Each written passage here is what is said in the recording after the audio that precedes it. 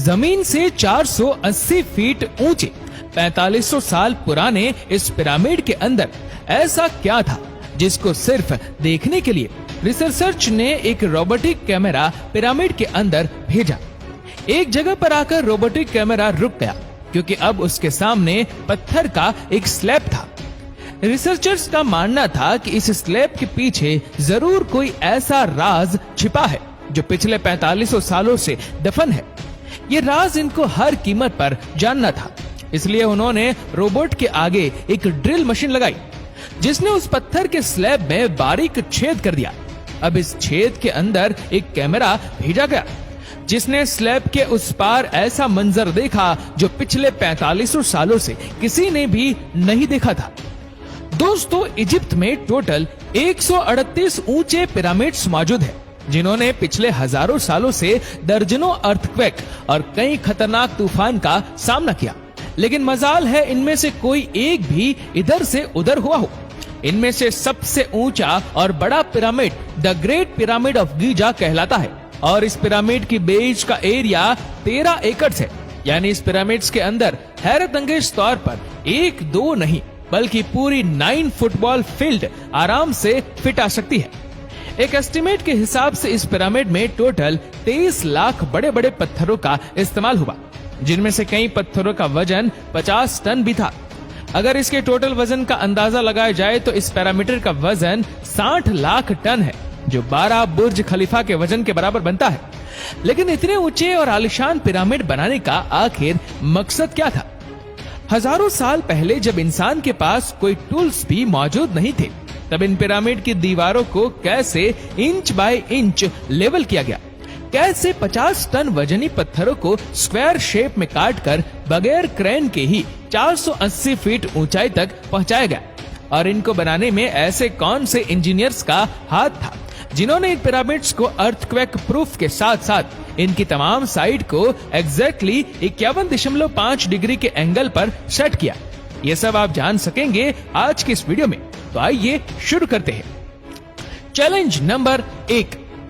कई सदियों से मुख्तलिफ रिसर्च टीम इस पिरामिड्स कंस्ट्रक्शन टेक्निक जानने के लिए सिर पकड़कर बैठी थी कि आखिर इस पैरामीटर की हर side exactly north, south, east और वेस्ट पर बगैर कंपास के कैसे सेट की गई होगी। कई एक्सपर्ट्स का मानना है कि उस टाइम के आर्किटेक्ट ने सबसे पहले ऐसी जमीन तलाश की होगी जो लाखों टन वजनी पत्थरों का वजन झेल सके, जिसके बाद ना कोई कंपास और ना ही कोई ऑप्टिकल इंस्ट्रूमेंट, सिर्फ इस बेसिक टेक्निक से हजारों साल पहले इस पिरामिड की डायरेक्शन सेट की गई होगी, और वह भी 0 एरर्स के साथ। Challenge number 2। अगला चैलेंज था जमीन को लेवल करने का। जिस 13 एकड़ की जमीन पर इस पिरामिड को बनना था, उसका लेवल थोड़ा सा भी आउट होता तो 23 लाख पत्थरों के इस पहाड़ का खड़ा होना बिल्कुल भी मुमकिन नहीं था। अब इस जमीन को लेवल करने के लिए उस टाइम के इंजीनियर के पास ना ही लेजर लेवलर था और ना ही पवन लेवलर।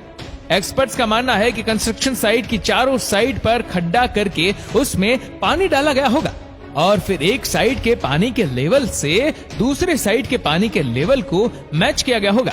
जो जमीन का हिस्सा पानी के लेवल से मैच नहीं कर रहा होगा, उसको छेनी और हथौड़ी की मदद से काट कर लेवल किया गया होगा। कई एक्सपर्ट्स का मानना है कि एंशिएंट इजिप्शियंस ने इस सिंपल टूल का भी इस्तेमाल किया होगा, जिसकी दोनों साइड पर लकड़ियां और उसके ठीक सेंटर पर एक रस्सी से पत्थर बंधा हुआ है।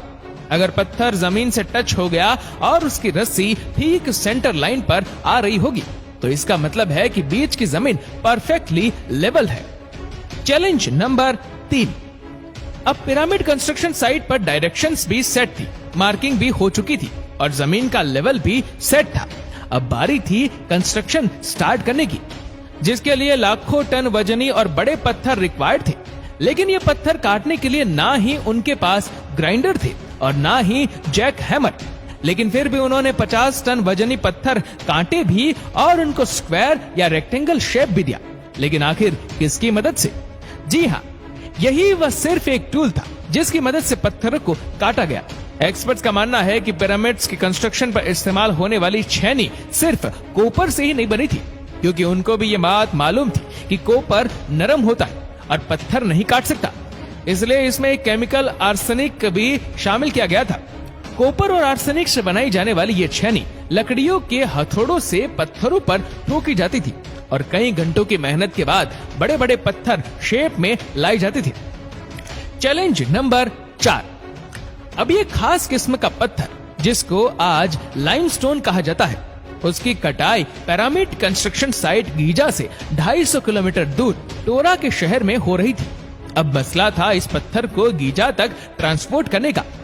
हर एक पत्थर 50 टन यानी 50,000 केजी के बराबर था, जो तकरीबन 3 पैसेंजर बस के वजन के बराबर बनता है। और ऐसे 23 लाख पत्थर सिर्फ एक पिरामिड में इस्तेमाल होते थे। इतना ज्यादा वजन ट्रांसपोर्ट करने के लिए ना ही उस दौर में कोई जानवर काम आ सकता था और ना ही उनके पास ट्रक मौजूद थे। अगर आजकल के जदीद दौर में भी ये काम करना पड़े तो ट्रांसपोर्ट कंपनी का अच्छा खासा टफ टाइम आएगा। हैरतअंगेज तौर पर यह काम वर्कर्स और कश्तियों की मदद से किया गया।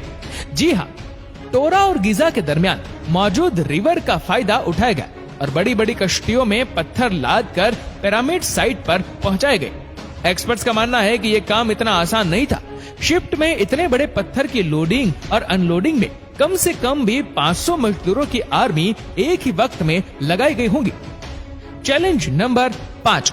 जो एक्सपर्ट की टीम पिरामिड के कंस्ट्रक्शन पर रिसर्च कर रही थी, उनको अब अपने कई सवालों के जवाब मिल चुके थे, लेकिन एक बात उनको हर वक्त सता रही थी कि लाइमस्टोन कट भी गए, ट्रांसपोर्ट भी हो गए और कंस्ट्रक्शन के दौरान एक के ऊपर एक लगना भी शुरू हो गए। लेकिन मसला ये था कि पत्थर इतनी ऊंचाई तक आखिर पहुंचाए कैसे गए होंगे। कई एक्सपर्ट्स का मानना है कि पिरामिड के कंस्ट्रक्शन से पहले ही ये प्लान कर लिया गया था। या तो ये स्पाइरल ट्रैक के जरिए ऊपर गए होंगे या फिर जिगजैग तरीके से। लेकिन ये बात तो तय है कि 50,000 केजी के पत्थर ऊपर मजदूरों की आर्मी की मदद से ही खींच कर गए होंगे। Challenge number 6। दोस्तों, बात सिर्फ लाखों मजदूरों छेनी हथौड़े से लाइमस्टोन काटने और इतने बड़े पत्थरों को ट्रांसपोर्ट करने की ही नहीं थी। इस पिरामिड्स के अंदर कंपार्टमेंट, उनके अंदर जाने का रास्ता और कई छोटी छोटी सुरंगें भी बनाई गई थी। बाकी सब चीजें तो ठीक थी, लेकिन एक चीज एक्सपर्ट्स को हैरान कर गई और वो ये थी कि कंपार्टमेंट के अंदर जो पत्थर इस्तेमाल हुआ था वह लाइमस्टोन नहीं बल्कि ग्रेनाइट था। जी हाँ, ग्रेनाइट एक ऐसा पत्थर है जो डायमंड के बाद दुनिया का सबसे सख्त तरीन स्टोन माना जाता है। आजकल के मॉडल दौर में भी ग्रेनाइट बड़े बड़े मशीन की मदद के सिवा काटा ही नहीं जा सकता। दुनिया भर से कई आर्कियोलॉजिकल एक्सपर्ट्स को पिरामिड का विजिट भी करवाएगा, लेकिन किसी को भी इस बात का सुराग नहीं मिला कि 4500 साल पहले इजिप्शियन ने ग्रेनाइट जैसे ठोस पत्थर को इतनी सफाई से कैसे काटा था।